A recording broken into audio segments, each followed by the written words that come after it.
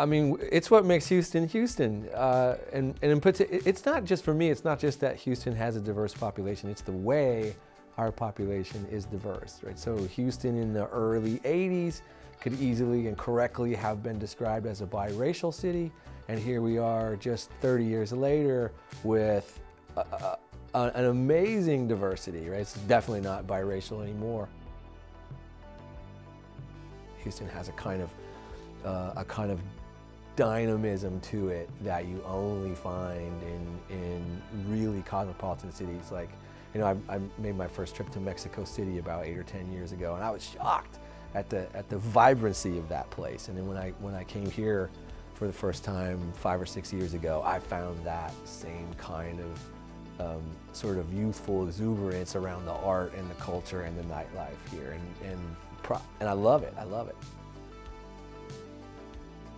Houston's diversity matters to me a lot because I'm an educator, and I'm an educator that came from a poor family, mostly raised by a single mother, and I'm the first in my family to go to college. And so I have some sense of what it's like to be a fish out of water when you go to college.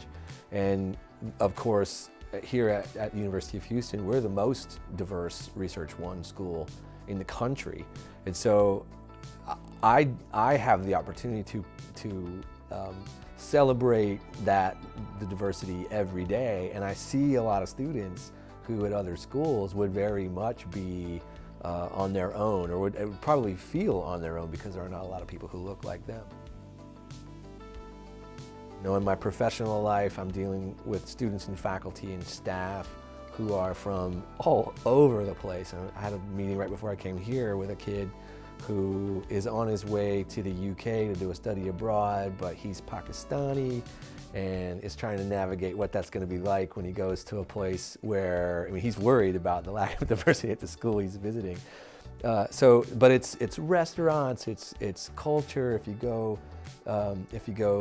to an art exhibit or to the symphony, which are not things, don't get me wrong, which are not things I do that much. But even if you go see live music, which of course Houston has in spades, I mean, you're at least as likely to see a Tejano-influenced rock band as you are to see a sort of, you know, Southern rock band at a lot of the better venues around town.